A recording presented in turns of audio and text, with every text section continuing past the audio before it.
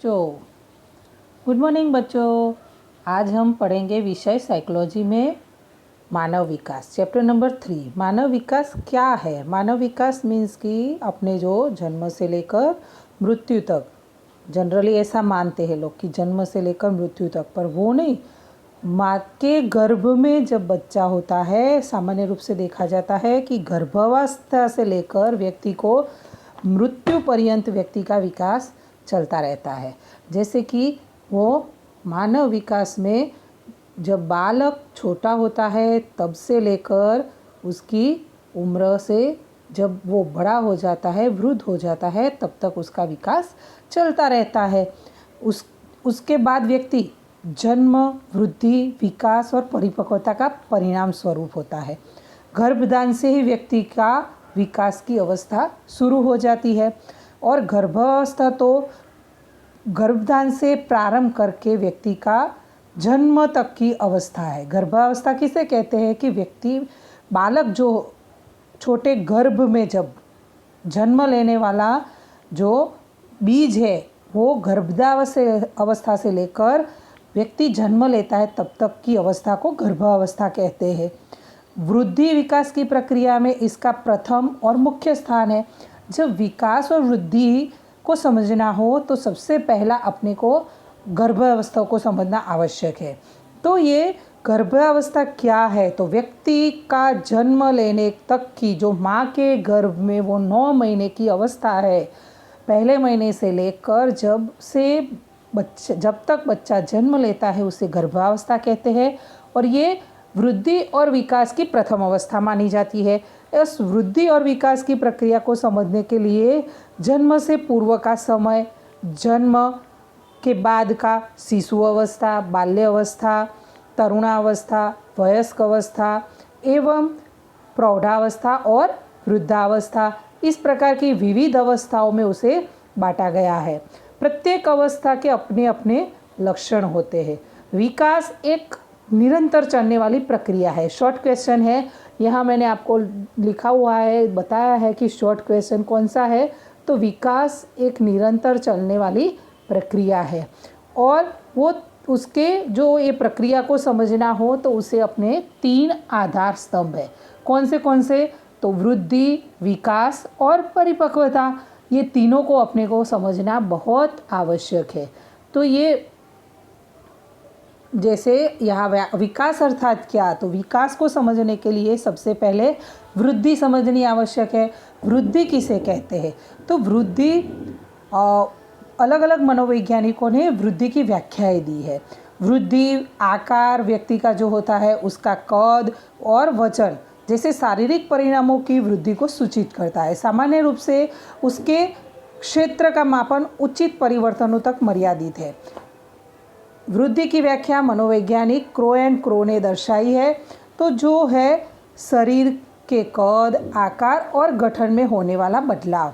Crow and crow नाम के मनोवैज्ञानिक हैं, उन्होंने कहा है कि जो अपना बाह्य शरीर होता है ना, उसमें शरीर का जो कद बढ़ता है, जैसे कि आगे आपको दिखाया था मैंने कि यहाँ जो छोटा बालक है वो जब माँ के गर्भ में होता है तो इस तरीके का होता है, फिर बाद में वो जन्म लेने के बाद ऐसे चलता है, फिर खड़ा होता है, बड़ा होता है और लकड़ी के सहारे चलता है। तो इस तरह से वृद्धि, कद, शरीर व्यक्ति का जो शरीर होता है उसके कद और बाद में उसके अवयवों में जो होता है परिवर्तन, उसको कद, आकार और सभी जो व्यक्ति का गठन है उसमें जो परिवर्तन होता है उसे क्रो एंड क्रो नाम के मनोवैज्ञानिक कहते हैं कि उसे वृद्धि कहते हैं। फ्रेंड्स नाम के मनोवैज्ञानिक ऐसा कहते हैं वृद्धि को शारीरिक परिवर्तनों में देखा जा सकता है, इसीलिए वृद्धि अर्थात कोशीय गुणाकार यानी शारीरिक परिवर्तनों में देखा जाता है। तो जैसे कि बालक जन्म लेता है तो जन्म के तुरंत क्या होता है, वो तो माँ के सहारे जीता है, वो अपने आप कुछ नहीं कर सकता है। फिर बाद में क्या करता है, 6 महीने के बाद वो धीरे धीरे, आगे मैं आपको बताती हूँ कि धीरे धीरे ऐसे, देखो ये चार्ट्स में दर्शाया है कि पहले सोता हुआ है, फिर लुढ़कता है, फिर बाद में अपने आप से वो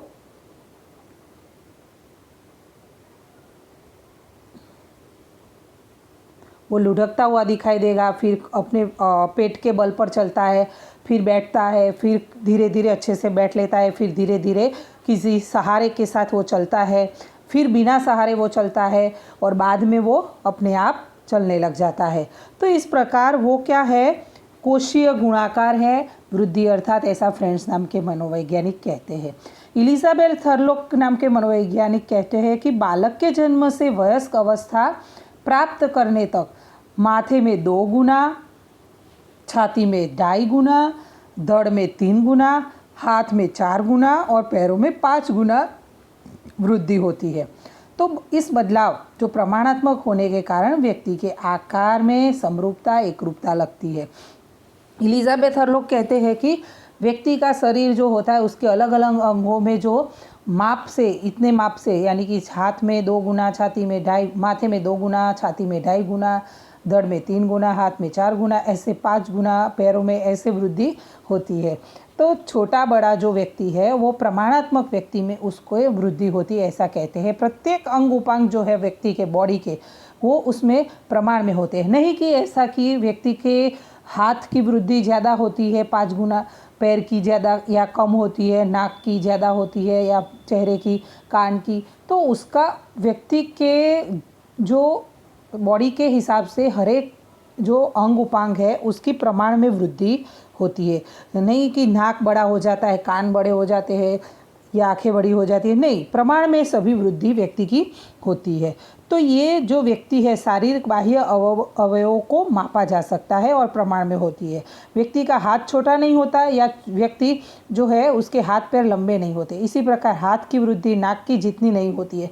जैसे कि हाथ की वृद्धि के जितनी नाक की लंबाई होगी तो क्या तकलीफ, हाथी जैसी तकलीफ होगी ना। तो ऐसे पैर की वृद्धि भी सिर जितनी नहीं होती है तो पैर छोटे नहीं होते हैं। यदि आँख या नाक की वृद्धि पैर जितनी हो जाए तो मनुष्य कैसा दिखाई देगा।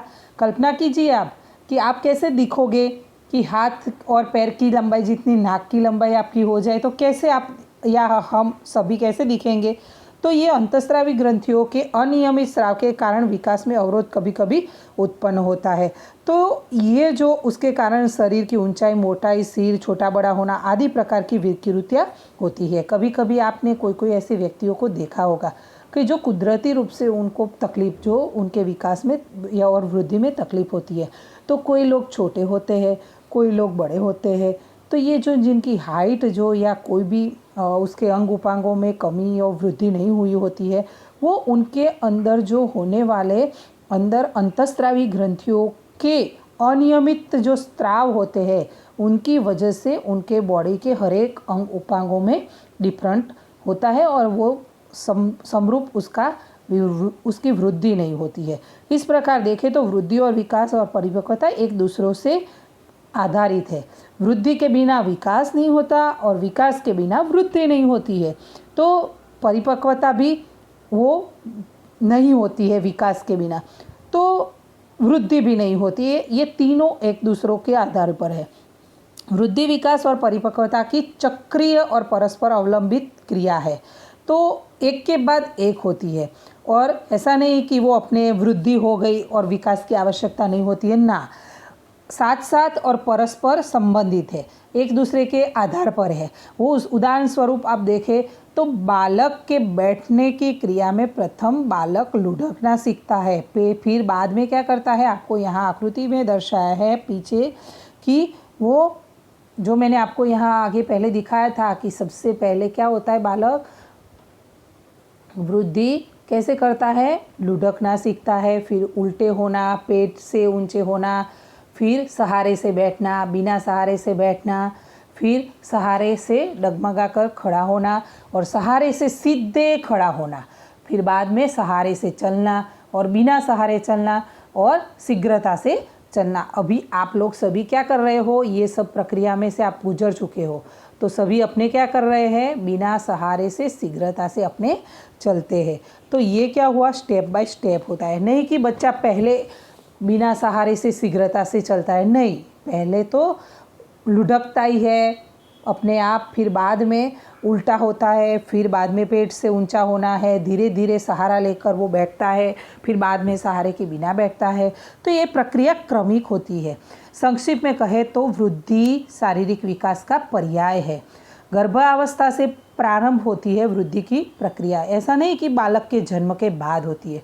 जब माँ के गर्भ में बालक का अंश जब शुरुआत होती है तो एक छोटे से बीज के रूप में होती है, और बाद में फिर धीरे धीरे धीरे अमुक 3-3.5 महीने के बाद उसके सभी बॉडी के अंगों का विकास धीरे धीरे होने लगता है, वो दिखाई देता है। जैसे कि आपको पता होगा कि डॉक्टर देखते हैं, सोनोग्राफी करते हैं कि कोई बालक में बॉडी के अंग में या मस्तिष्क में, हाथ में, पैर में कोई तकलीफ तो नहीं है, तो उसके लिए वो सोनोग्राफी की जाती है और डॉक्टर देखते हैं कि नहीं, बालक का विकास व्यवस्थित रूप से हो रहा है माँ के गर्भ में।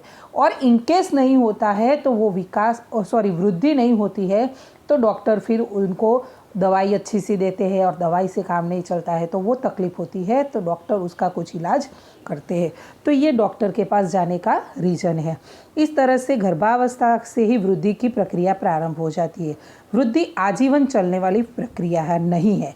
18 से 19 वर्ष तक अपने पूर्ण स्तर पर पहुंच जाती है, यानी कि लगभग ऐसा कहते हैं कि बॉडी का विकास जो है ना 18 से 19 वर्ष तक हो जाता है। और बाद में सामान्य रूप से कहा जाता है कि 16 की छठा और 20 की काठी। गुजराती में कहते हैं कि गुजराती में कहेवत है कि 16 સાન 20 વાન, यानी 16 સાન 20 વાન। यह युक्ति यहाँ सार्थक होती है। वृद्धि की आवयविक बदलाव में देखा जा सकता है। वृद्धि को खुली आंखों से देखा जा सकता है। वजन, कद और आकार में होने वाला बदलाव को नोट किया जा सकता है। वृद्धि तो प्राकृतिक और सहज प्रक्रिया है। ये प्रश्न आपको शॉर्ट क्वेश्चन में लिख सकते हो कि बना के लिखना है। प्राकृतिक है, वृद्धि सहज है, अपनी मर्जी से नहीं चलती है। कोई कहे कि मुझे अभी इतनी हाइट मेरी हो गई है, अब मुझे इससे और हाइट नहीं बढ़ने देनी है, तो वो संभव है नहीं। कैसे कि वो अपनी जो वंशानुगत अपने जो जीन होते हैं उसके हिसाब से तो उसका विकास होना संभव ही है, वहाँ तक तो वो होगा ही। और कोई ऐसा कहे कि मेरी हाइट कम है तो मुझे बढ़ा देनी है, तो वो संभव है नहीं। अधिकतर अनुवंश पर आधारित है। अनुवंश मीन्स क्या? अनुवंश यानी कि माता पिता को के जो लक्षण है बालकों में वारसागत जो मिलते हैं, ज़्यादातर अपने सुनते हैं लोगों के मुंह से घर में, या कोई आप मानो कि फॉर एग्जांपल आप कहीं गांव में गए हो और गांव में जाके आपको कोई दूर मम्मी के कोई रिलेशन में दूर के कोई है तो आपको बोलेंगे कि तो आप उनकी लड़की हो, तो वो उनको कैसे पता चल जाता है कि जैसे आपके जो चेहरा, आपका पूरा हुलिया, आपकी आँखें, आपके पूरा स्ट्रक्चर आपकी बॉडी का देखकर वो अंदाज़ा लगा देते हैं कि ये इनसे ही मिलता है। तो वो मिलता जुलता जो है वो क्या है? तो वो अनुवंश है। और वृद्धि का मापन सरल है। वृद्धि का मापन करना हो तो वो सरल है कि कितनी बॉडी अपने 6 महीने पहले अपनी हाइट कितनी थी, 6 महीने के बाद कितनी हाइट बढ़ी, अपना 6 महीने पहले वजन कितना था, 6 महीने पहले हाथ का विकास कितना था। डॉक्टर देखते हैं, छोटे बालक होते हैं ना तो समयांतर पर उनको डॉक्टर के यहाँ ले जाते हैं, तो वो क्या करते हैं, जन्म के बाद 2-3 महीनों में उसका कितना वेट बढ़ा, कितनी हाइट बढ़ी, उसके अंग उपांगों का विकास हो रहा है या नहीं, वो सब देखते हैं। तो ये मापा जा सकता है। वृद्धि जो है वो विकास का ही एक भाग है। विकास जो है वृद्धि के बिना नहीं होता है। अब आगे अपने समझे कि विकास अर्थात क्या। तो